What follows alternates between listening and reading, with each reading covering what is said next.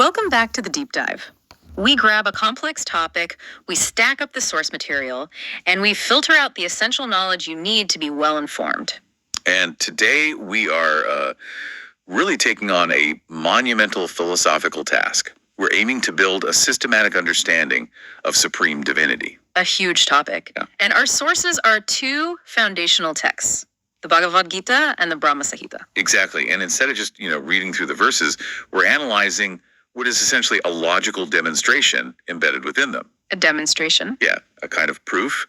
It organizes the claims of supremacy for Sri Krishna into a really definitive series of attributes. It's quite systematic. Okay, let's unpack this. So this deep dive is structured almost like a legal argument. Or a mathematical proof, in a way. Right. We're tracking 7 core attributes that, when you connect them all, logically define the Supreme Godhead. Starting with the absolute origin and ending with external validation from other authorities. It's a beautifully layered definition of something that is, infinite. So, to start strong, we have to begin where the texts begin. Which is the concept of an absolute foundational origin. The first proof. If you're looking for, I guess, the strongest claim to supremacy, it has to be this idea that the Supreme is the source of absolutely everything. It's the philosophical anchor. So what exactly does the Gita say about this original source? Well, it makes an incredibly direct and absolute declaration. This is in verse 10.8. Okay. Aha sarvasya prabhavo mata sarva praverte. Which translates to? I am the source of all spiritual and material worlds. Everything emanates from me. Wow. The implication there for you is that the ultimate reality actually precedes creation. It isn't something contained within the cosmic bubble. It's the spring from which the bubble flows. Precisely. That really sets the scale. But is this source just some abstract, impersonal power, a cosmic energy field? Or is there a personality attached to this origin point? That is the crucial question. And this is where the Brahma Samhita steps in to provide a really vital nuance. It adds another layer. It does. It calls Krishna Sarvakarankaran. The cause of all causes. The cause of all causes. So he's even the cause behind other divine expansions. But more importantly, the text describes his actual form. It says it's Sakitananda Vigraha. Sakitananda, that's eternal, full of knowledge and full of bliss. I remember that. Exactly.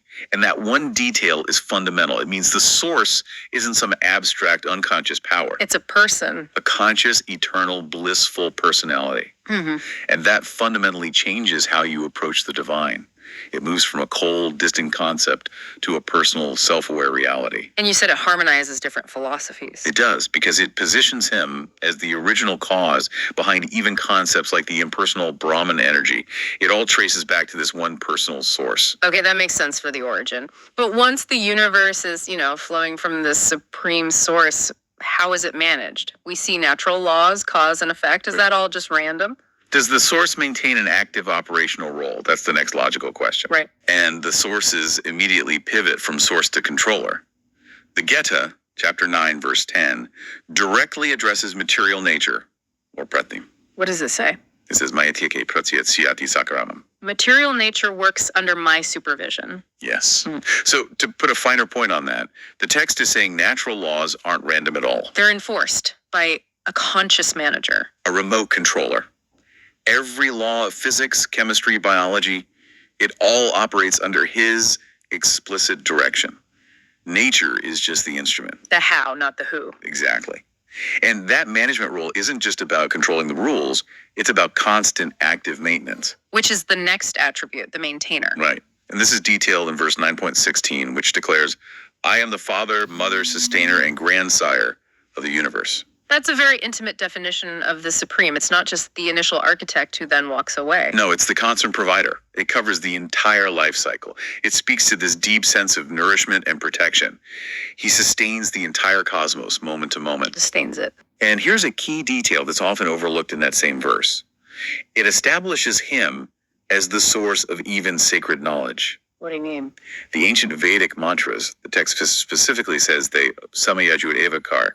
They arise directly from him. So it links all spiritual practice right back to that same supreme controller. Every single bit of it. So if we accept that Krishna is the absolute source and the active manager of all energy, what's the practical consequence for us, for the individual? I mean, what does this all mean for our actions, for our devotion? Exactly. This is where we get to the core of, well, tranquility. The third proof is that he is the proprietor and the enjoyer. To proprietor. Yes, and verse 5.29 is famously called the peace formula for this very reason. It sets out three things you must know to find peace. Okay, what are they? First, that Krishna is the enjoyer of all sacrifices.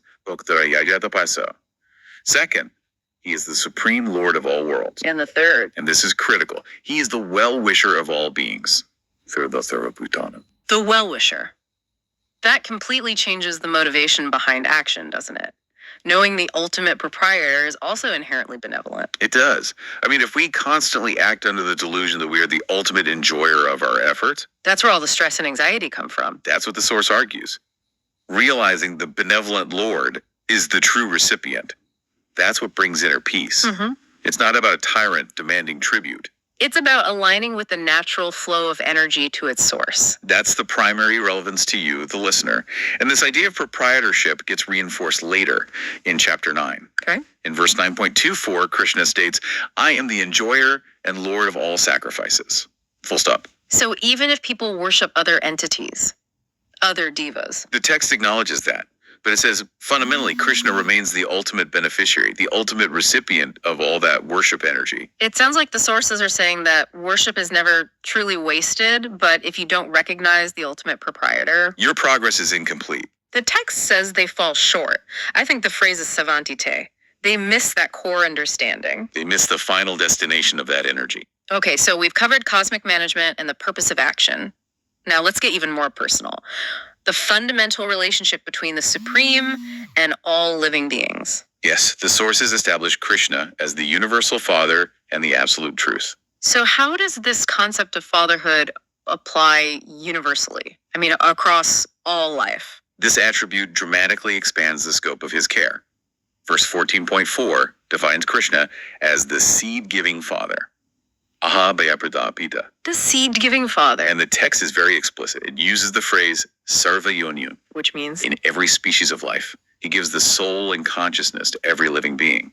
so whether you are a human, an animal, a demigod, whatever form you have, He is the common origin of your consciousness, the real father, beyond the temporary external bodily differences we see all around us. and that role as the universal father, it naturally leads to the fifth proof, right? The absolute truth. It has to.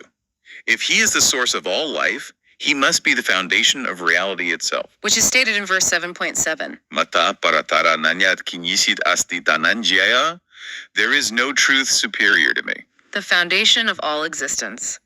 What always stands out to me here is the analogy the text uses to anchor this concept. The pearls on a thread. Exactly. Everything rests upon him as pearls rest on a thread. Sutra Jiva. It's such a memorable image because it clarifies that nothing, no energy, no deity, no truth is just floating independently. Everything is strung onto him. He is the substrate, the paratattva, the topmost absolute reality that supports all phenomena. So let's recap. We have the source, the controller, the proprietor, the father, and the truth. A very complete picture is forming. It is. The final two proofs deal with the power of knowledge, and then finally, validation by external authorities. Here's where it gets really interesting. Can the Supreme be known entirely? We turn to omniscience, verse 7.26. Here the Lord declares, Vedaha samatitani vartamani karjuna. Which means I know everything that happened, is happening, and will happen. that's a complete assertion of mastery over time. Complete. Every past karma, every present event, and every future possibility. The text says, Pavya Chikabutani is perfectly known to him. That is a staggering concept. Perfect knowledge across the entire temporal spectrum. Yet that same verse offers a paradox, doesn't it? It does. It ends with Matavida Nakashkana. But no one knows me. So no soul can fully understand God without his mercy. That's the critical insight separating the finite from the infinite knower. Krishna has perfect, total knowledge, but our finite capacity prevents us from understanding him. Unless he chooses to reveal himself. Exactly. Knowledge is perfect on his side. Comprehension requires grace on ours. And this leads us to the final capstone proof, the validation. After all these attributes have been laid out by the Lord himself, do other authorities confirm this identity? They do, emphatically. In chapter 10, verses 12 and 13, we get Arjuna's conclusive statement. This is after he's heard all of this. Yes, he accepts Krishna as the supreme Brahman, the supreme abode, the eternal divine person.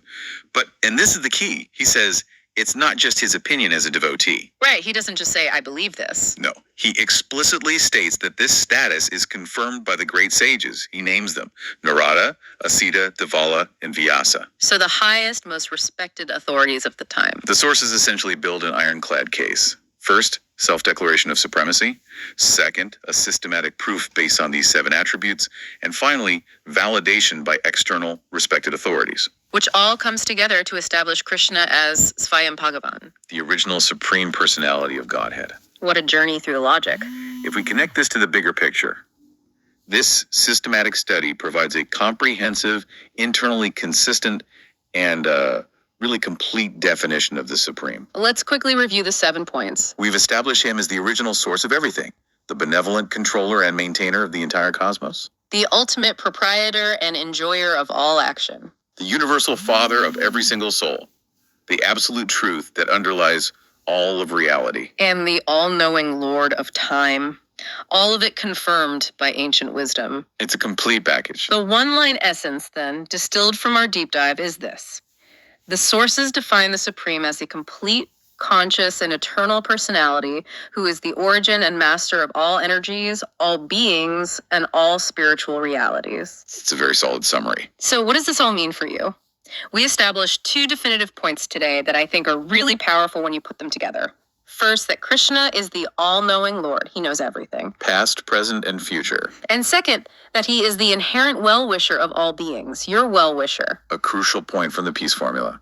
So here's the thought I want to leave you with. If the source of all existence knows everything about your past, your present, and your future,